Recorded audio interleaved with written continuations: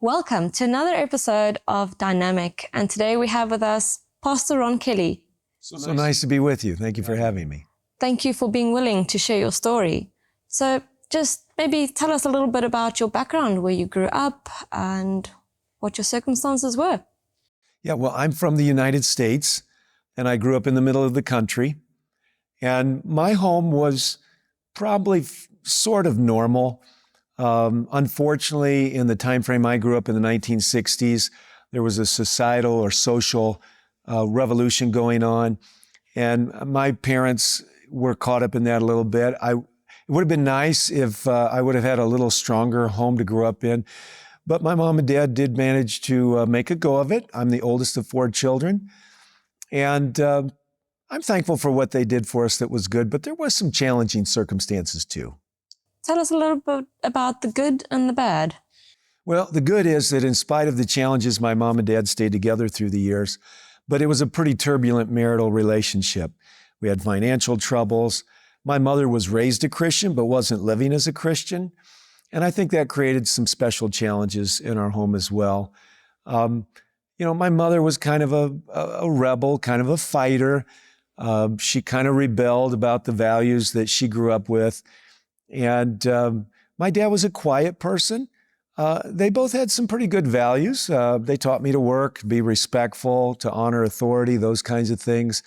But I would say that overall, the home was kind of charged with kind of a underlying lack of trust and some elements of harmony for sure. I am thankful now as an adult for many things. I look back with gratitude on what my parents did, but I grew up with a fair amount of what I'll call chronic dysfunctions. And what were some of those? Well, my mother, I think, was limited in her ability to really emotionally connect at some level. She was a steady person and a strong person. My dad, I think, was really kind of introverted and not natural at all with people. He was a computer programmer back when computers were new. And so if they would have had Christ in their life, they could have blended and built off each other's strengths a whole lot better. Because they didn't, I think they didn't manage their money very well. I grew up with rock and roll music around me. My parents smoked. I had to, suck down a fair amount of secondhand smoke.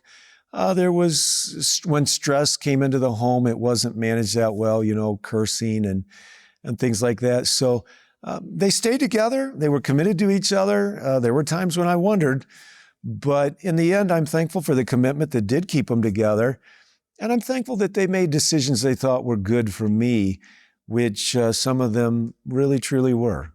All right, that's good to know that even amongst the bad, there's always something that you can gain from the experience that you've got. Well, I think so. And I think everybody has a chance to decide if they're going to build on the best their parents did. And then with Christ in your life, I think you have a chance to evaluate what was good and bad and build something better. Okay, so you mentioned that your mother was a Christian, so the values of Christianity were in your homes or in the home, the morals, but not necessarily Christ. So where and what was the turning point when you met Christ? Well, my mother had been raised as a Christian, but wasn't living out a lot of those things, but she did have largely good Christian values. Mom and Dad did curse, but I got my mouth washed out with soap for cursing, so she didn't want me to pick up the habit. Although, there's an old adage that says, do as I say, not as I do, and she'd say that to me, but it's not a good parenting model.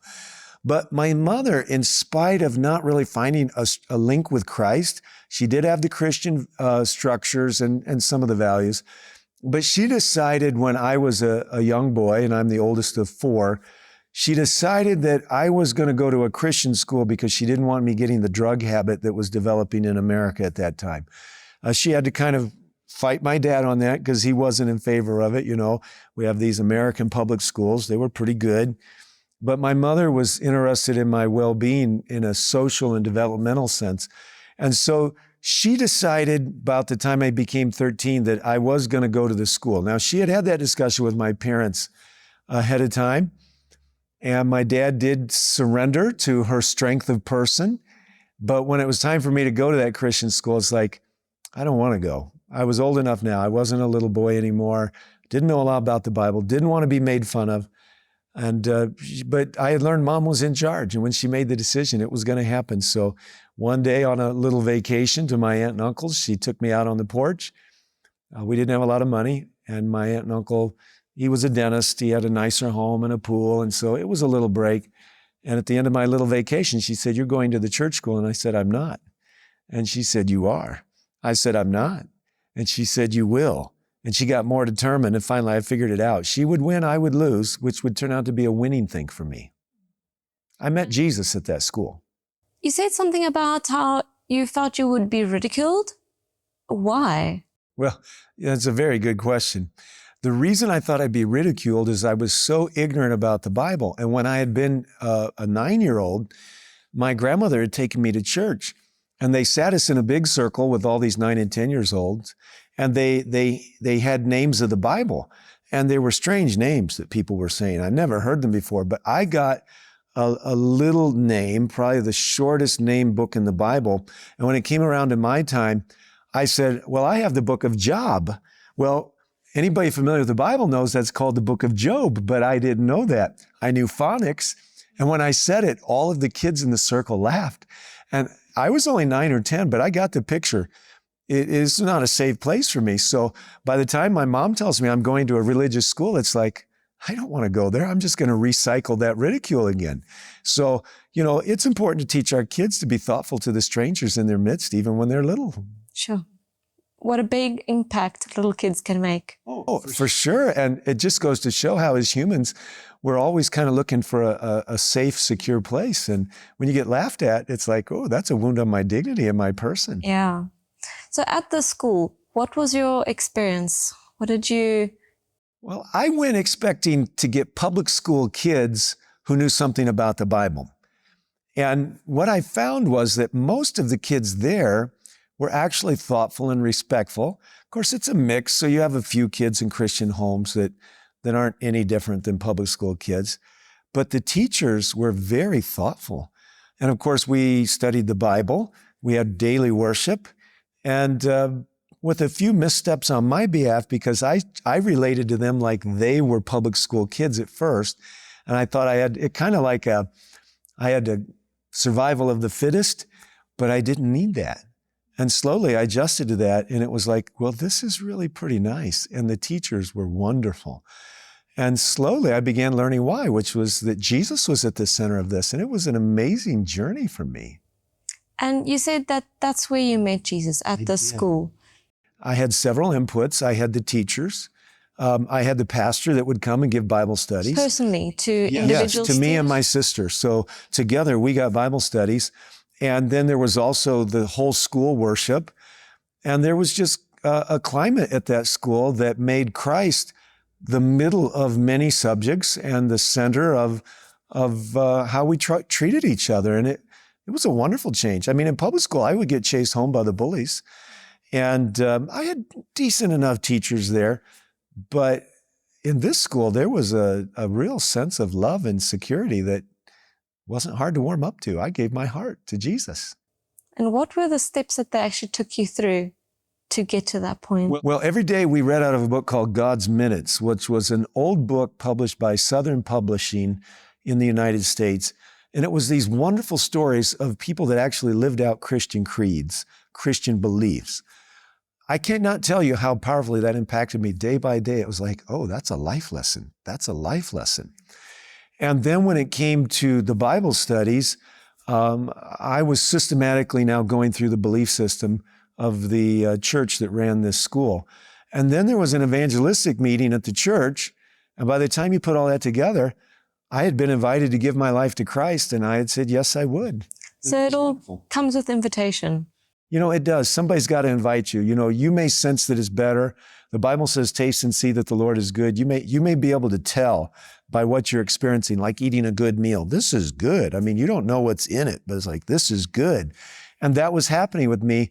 But then there was an invitation, and I gave my heart to Jesus. I studied to be prepared, so I was intelligent about my commitment to be baptized, because you should know what you're doing. I mean, Jesus said no man goes to war without first counting the cost. And I am so thankful that my mother put me in that school. And at what age did you make that decision? It was a year later, so I went into the school at about 13, and the next summer I was baptized. I was 14 years old. Pivotal time. Yes, yes, definitely, because after that, so many freedoms are given to a teenager, Exactly. and those will determine your path. Well, and that's a very interesting story, because here's my mother, a backslidden Seventh-day Adventist Christian. Here's my dad, who's an agnostic. He believes there's a God, but he's not given himself to that. And so he'll be at work as we get a little older and we get those privileges you're talking about. And his coworkers will be talking about their kids are out partying and doing drugs and drinking. And my dad will say, well, my kids aren't out doing that. And they would say to my dad, oh, you just don't know your kids. And my dad would say no. And then he decided he wasn't going to bother arguing with them because they didn't know. But there were 4 of us kids put in the school. 3 of us were responding, 2 of us first, then another, and eventually the last one gave his heart to Christ as well. But we had a practical religion and a beautiful Christ, and we had something better than the party scene. Absolutely. So what happened from there? After your conversion, you could say, what were the events next? Well, the next events that were in my life is that our teachers got us up in front during the church service, and one of the things I was given to do was share a little 10-minute religious speech or sermonette. I don't like the word sermonette, but that's what it was. And when I came to the end of my few minutes of talking, I quoted a religious author, and it was a powerful quotation. And 2 things came together at that moment. One was, I didn't realize that even as a young man, I had been given a gift to communicate. And the other was the quote was very powerful. And the 2 came together, and the whole church resoundingly said, amen, when I finished. And I thought, what just happened? Well, my teachers at school on the next Monday said to me, you know, Ron, we think you may have a call to the ministry. Well, I thought that was pretty neat because I was young and I looked up to God and the church. And it put me on a trajectory, which I really did think I probably was called. I graduated out of that school system, went into another, wasn't living at home, and kind of backslid. And then it's not like, well, I don't know that I want to be a preacher anymore, because a preacher embodies all the things I was kind of moving away from. But eventually I got into my university and I tried some other things running away from the ministry. And I didn't succeed very well at them. I think God stymied me. He stopped me. And in the fall of my second year of university, I rededicated my life to Christ. I accepted my call to go into the ministry, and God started lining things up for me. He lined up the courses I need to take. He introduced me to the woman that would become my wife, even though that took a little while to figure out. And I was now on a journey to becoming a Christian minister.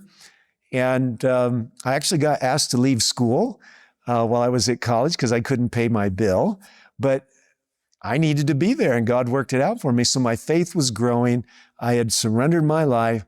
And I was, not long after that, a graduated young man, had an internship, and a little while later, I was placed on my own in ministry. Wow. And just to backtrack a little bit again, can you perhaps remember that quote that you used in your little message? You know, I don't remember it word for word, but it was a challenge to parents that were being careless with their the discipleship of their young people. And in the faith I grew up in, which was the Seventh-day Adventist Christian Church, we believe that the discipleship of our kids is not just during the Sabbath school time or what some people call the Sunday school time. And in that quote, it basically was challenging parents to not neglect their duties. And the church I was in was strong into their church school. And when I read that quote, especially being that my mother was a backslider who didn't come to church, the church school was converting me. And I think the way it all lined up, they just really felt like what they were doing was paying off. It was awesome. That must have been quite a moment. It was a neat moment. Do you wish your mom was there to hear it, though? You know, it would have been neat. Now, my grandmother was there to hear it because she had, even though her children, one of her children had wandered away, she was still praying. And I'm sure I was in church school as a function of my grandmother's prayer. She was there to hear it. It would have been neat for my mother to hear. It would take my mother a long time to come to Jesus. But she did. She did, actually, not too long ago. I mean, on her 80th year, she dedicated her life to Christ and was baptized. Yeah, it was beautiful. It was about 45 years after making me go to that church school. But God is patient and persistent. Lovely, beautiful. What were some of the challenges you faced in your ministry that you think that catalyzed the growth that you experienced, personal growth? That's a very good question. Your ministry grows out of your person. You can go to school to learn things, but the effective minister, or layperson for that matter, but ministry is more full-time missionary Christian work, it grows out of your person. Now, the thing about engaging in ministry is that it will develop your person as well. So one of the things that really shaped me at the beginning was that I had not really wanted to accept the call to ministry, but I decided if I was going to do it with all my heart, and I was going to do it with excellence. And so I inherited these 3 little churches. And when I inherited them, most of them were kind of struggling, run down a little bit, not a lot of commitment. And I can remember once when a lady got a new chair for her own home and she donated the old chair to the church, and I was offended by that. It's like, bring your best to God. Don't give us what you're tired and done using anymore. And I decided that whatever my hand was going to do, I was going to do it with all my heart, my mind, and my soul, which of course is a biblical principle. And so I threw myself into it, and I didn't want to do anything second rate. A phrase that I developed partway through my ministry was, no more blemished offerings. God only wants your best. And I was only in those first 3 churches for 3 years, but whatever I did, I threw myself into it with prayer and human excellence. And God started blessing it. And He rewarded the diligent effort and the prayerful dependence that I had on Him. And the churches started to become a little more healthier. And this started shaping me. Now, I did have some challenges in some of those early years, and I was tempted to quit. And probably most ministers are tempted to quit in the beginning. But if you walk with God, He doesn't let you off the hook too much.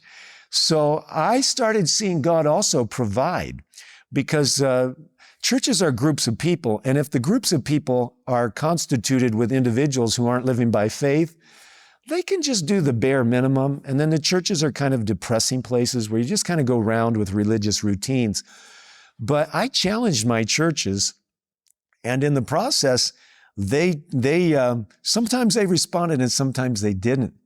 And I know at one point in time, I wanted to do a video seminar, but they only had a little bitty black and white television. I said, people aren't going to come to the church to watch a video seminar on a little black and white television. They have nicer televisions at their home. And so they wouldn't do it. They wouldn't spend their money. So I went out and spent my money because I wasn't going to offer a blemished offering. And I don't think they thought anybody was going to come to the church for this. But you know what? Several people came. And we were showing this video program on a nice large television. And the people in the church felt bad, and they offered to give me that little television. And I don't know that they ever said they were sorry. I do think they eventually paid for the television I bought. But I learned right away that God is a rewarder of those who diligently seek Him. And I put my best into it, and God honored me, because the Bible says those who honor Him, He will honor. And yeah, that is absolutely true. If we give ourselves to Him, He gives all the blessings that we need to do the work. He's the only one that can make it work. And no minister, I think, is complete without his wife.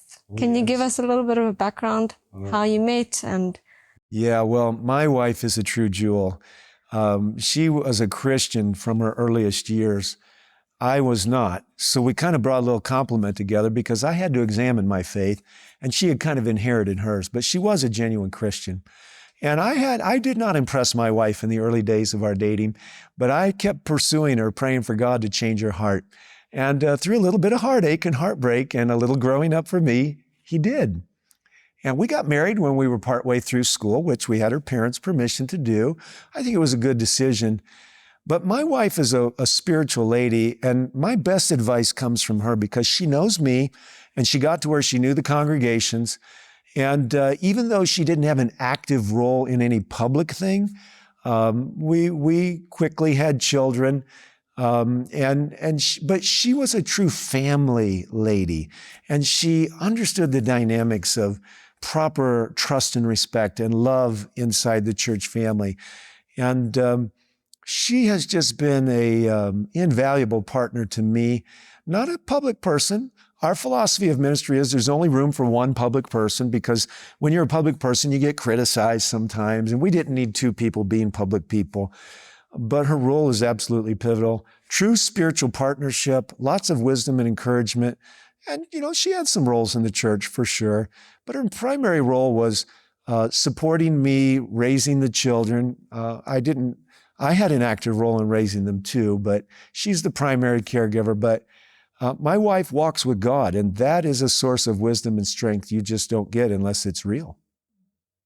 And children, how many, what age? I have 4 children. They're all grown adults now, but they grew up as preachers' kids. We call them PKs. And I feel like they were benefited in many ways. They had cross-generational friendships because of their socializing with their dad. They came to a lot of prayer meetings and a lot of work bees. And because of that, I think they got a tremendously expanded vocabulary because they were dealing with lots of adults. I mean, there were kids in our church too. But 3 boys and a girl, and now they're all complete adults. But they grew up in the church life, and I think it was a real blessing to them, although they shared their daddy in a lot of ways, and that was part of their sacrifice. But I tried to make it a family experience as much as I could because, hey, that's what a church is. It's a family. You mentioned you started out with 3 small-ish churches. From that, where did you go then? Well, I was in my 20s when I started. And I had these 3 churches, which were great learning churches. They were great people. They were used to getting young pastors. But about 3 years into that, I was invited to go to one of the larger churches in the conference. And that was a great honor to me. It was a church next to a high school, one of our religious high schools. And it was a fairly new facility, but it was pretty run down with its finances. Now, the building was nice, but it was a dispirited group of people. They did not really have a vision and a mission. And consequently, there's not a lot of reason for a church to exist without that. So one of the things early in my mission as a minister was that I realized that a church without a purpose in serving the community was really almost a purposeless church. So I began to pray for God to give me wisdom about how to serve the local communities around me. And then the Lord showed me and gifted me partially to know how to motivate people to actually serve with me. And I think part of it was the excellence that I had determined I was going to do things with. People want to be associated with excellent things. And so we started reaching out to the community, and it was a really amazing experience. Do you have any advice for Christians who want to motivate their fellow Christians to work together, to do something useful, have influence beyond just the church? I do. I think it's really powerful when little groups of people start to do something. You have to start somewhere. If you're a pastor, you need a couple other people to work with you. If you're a member of the church, it's nice if you can link with the pastor, because the pastor hopefully has the chance to maybe broadcast the vision or the mission. And you start with whoever you have in prayer, and then God does something to encourage you because He partners with you. He's the only one that can make it grow. And if you have a group of 2 or 3 that are working together in leadership, you bond together in prayer, you bond together in mission and ministry, and then you bond together in the successes that God creates. And you start with something small. The Bible says, don't despise the day of small things. And it starts to grow, and it's really the most exciting thing to see God in the midst of what you're doing. Definitely. I think it inspires one to continue and to see the ripple effect of mission, even just if it's one change in somebody's life or one person's life who's changed, it inspires us to continue. Well, there's nothing like being used by God. Yeah. It's what we were made for. Absolutely. And after this experience, did you go to another church? Yeah, I was in that church for almost 20 years. And during those 20 years, we did lots of ministries. Some of them were health ministries. Some of them were missional ministries to poor communities. And after 20 years in that church, I went to the church I'm currently in. And that church also was very depressed financially, very depressed in dynamics of leadership and team spirit. And in the beginning, I didn't even want to be at that church, but I knew God had called me. So I made my commitment to stay. I trusted in the Lord. He said, if you delight in Him, He'll give you the desires of your heart. And I let Him have full control, even though I told Him I didn't really want to stay. And I've been there now for over 10 years. And you mentioned now financial depression in churches twice now. What did you see worked to lift that burden? Well, number one, I believe that you have to challenge God's people to do better and do more, especially when they're not doing much. And the Holy Spirit works. So part of the journey of rearranging the finances of a church is teaching the group, the church board, to move by faith. So if your budget is not being met and you're trying to save money and you're not taking any risks, one of the things I started doing in my church is saying, well, we've got to take some risk. So what's our mission? So we had a ministry to the poor. We called that community services. And I said, let's give $1,000 extra this year to that. We had Christian school. I said, let's give $1,000 extra to that. And we also had evangelism. And I said, let's give $1,000 extra to that. Now you need to know this church was almost 1,000 members. And these are all outreach ministries. Yeah, they are. Well, they should be, all right? They're not always. Church school is not always an outreach ministry, but it should be. And so I challenged them to give $1,000 extra over the course of a year. Well, you know what? We did it. And our general revenues went up. And the next year, when it came time to make a budget, I said, all right, we need to do more this year. And they resisted me. And I actually had to spar with them. And to use a biblical phrase, iron sharpens iron. And I had to push them a little bit. And sometimes they were frustrated. But you know what? I've never seen God not honor a step of faith, especially when you're nudging people who are not living by faith. Because if it doesn't work, I guess it looks like God doesn't exist. Then you have to have a mission. You have to do things with excellence. And you have to talk about what God's already done. And that builds your faith. And it starts this upward spiral of confidence that God will show up when you do what He wants you to do. And I think that's also the key. It's not our will that we're doing in the process. It's that it's His mission that goes forward. That's a very insightful observation, because with my church board, I actually start teaching them how to pray and talk their way into an understanding of God's will. Church boards don't need to fight. It's not about whose idea is better. What they need to do is pray, and then they need to start discussing. And the pastor needs to be good at making sure that they don't unnecessarily wound each other with their ideas, because you can talk about things in a respectful way. And once you start to discover God's will done God's way will never lack for God's supply. And when you corporately start teaching the church to do that, they actually grow in faith. In the beginning of my ministries, everybody wants to know where the money's coming from. But as I disciple the people to trust God, I actually teach them to figure out whether or not God wants it done first. And then let's talk about where the money's coming from. And I think that honors God, because if you come to God, you have to believe He exists and He's the rewarder of those who diligently seek Him. And that's happened in the churches I've been in. And the financial growth has been phenomenal. Part of it is the missionary efforts and the missional efforts, and part of it is just believing we should do better and we should do more.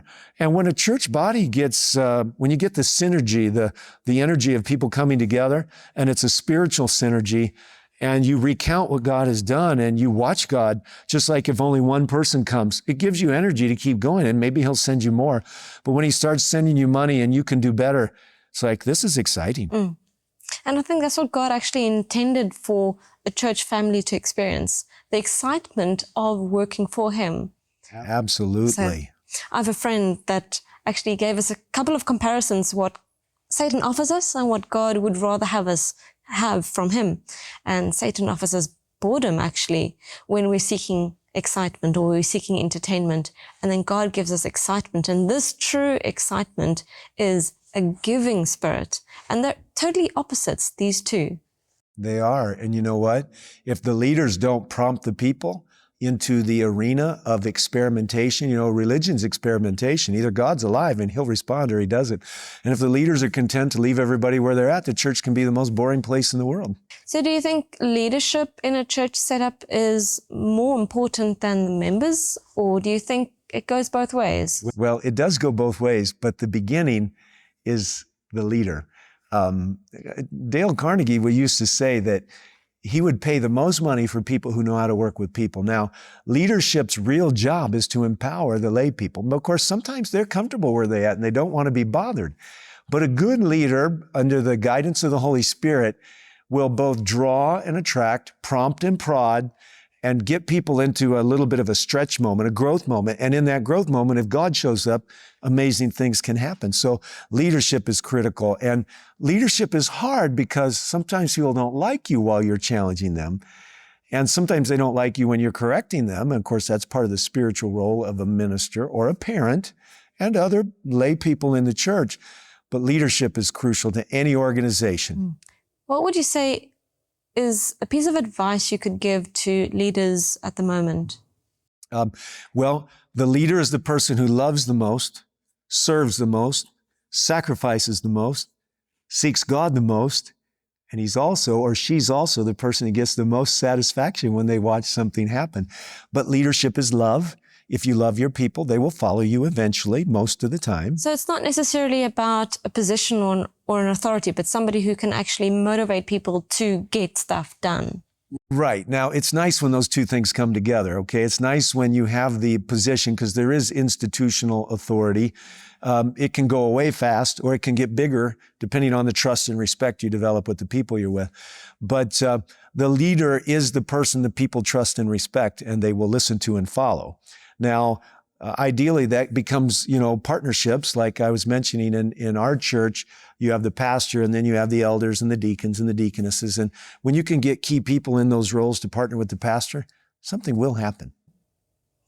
And at the church that you're at the moment, what are the ministries that you're involved in? We have a number of ministries we're involved in.